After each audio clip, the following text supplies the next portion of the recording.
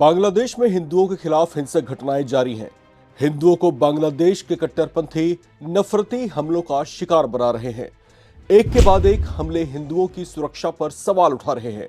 बांग्लादेश के शरीयतपुर जिले में एक और हिंदू पर हमला किया गया था।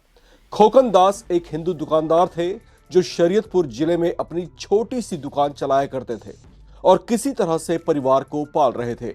उन्हें भी कट्टरपंथियों ने नहीं छोड़ा। खोकन दास को उपद्रवी कट्टरपंथियों ने जिंदा जला दिया, जिससे वे गंभीर रूप से झुलस गए थे। अस्पताल में 3 दिन तक तड़पते रहने के बाद उनकी मौत हो गई। यह पिछले 2 हफ्ते में किसी बांग्लादेशी हिंदू पर हुआ चौथा बड़ा हमला था, जिसने पूरी दुनिया का ध्यान अपनी ओर खींचा।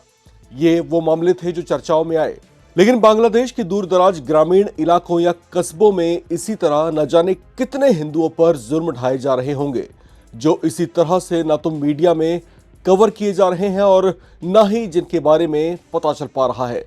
इस तरह के नफरती धार्मिक हमलों पर बांग्लादेश की अंतरिम सरकार की भूमिका और अल्पसंख्यकों की सुरक्षा पर गंभीर सवाल खड़े हो गए हैं। इसी के साथ कुछ ऐसे आंकड़े भी सामने आए हैं जो आपको हैरत में डाल सकते हैं। वो है बांग्लादेश में लगातार घटती जा रही हिंदू आबादी। पिछले कुछ दशकों में हिंदुओं की जनसंख्या बांग्लादेश में तेजी से घटी है। ऐसे में सवाल उठ रहे हैं कि मुस्लिम देश बांग्लादेश में आखिर हिंदू कहां इतनी तेजी से गायब हो रहे हैं। और तो और बांग्लादेशी सेना में हिंदुओं की संख्या भी आपको चौंका सकती है। बांग्लादेश की 2022 की जनगणना के मुताबिक देश की कुल आबादी करीब 16.5 करोड़ है, जिसमें से लगभग 7.95% यानी तकरीबन 1 करोड़ 30 लाख लोग हिंदू हैं।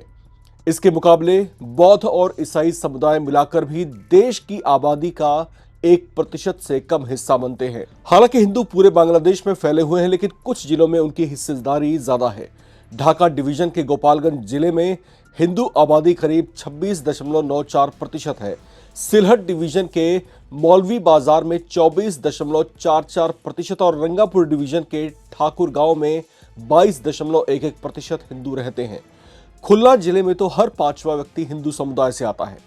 अगर कुछ दशक पीछे जाएं तो पता चलता है कि 1901 से लेकर अब तक जितनी जनगणना हुई है, इन क्षेत्रों में हिंदुओं की जनसंख्या लगातार गिरती गई है, जिसमें सबसे ज्यादा गिरावट 1941 से 1974 के बीच दर्ज की गई थी।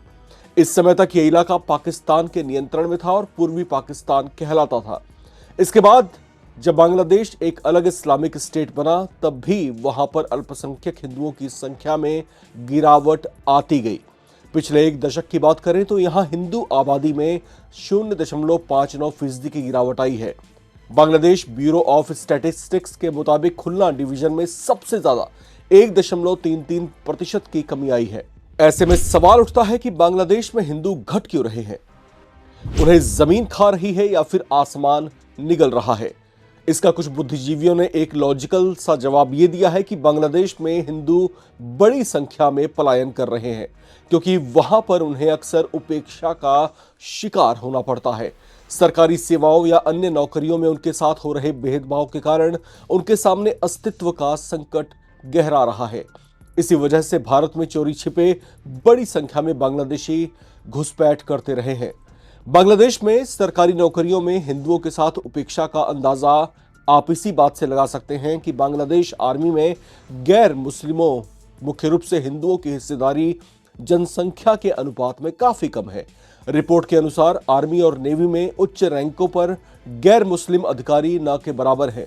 कुल मिलाकर सशस्त्र सेनाओं में अल्पसंख्यकों का प्रतिनिधित्व क्षेत्रीय औसत से भी बेहद कम है। बताया जाता है कि वर्तमान में बांग्लादेश की कुल सक्रिय सेना लगभग 1,63,000 है, लेकिन इनमें हिंदुओं की संख्या लगभग ना के ही बराबर है। बताया जाता है कि इसी वजह से बांग्लादेश आर्मी जवानों का धार्मिक डाटा अक्सर छिपा कर रखती है। 1990 के दशक से जो कुछ पुरानी रिपोर्ट्स आई हैं, उसमें आर्मी में हिंदू कमीशन्ड ऑफिसर्स की संख्या केवल 6 बताई जाती है। ये अब कितनी है, इसकी किसी को कानो कान कोई भनक नहीं लगने दी जाती।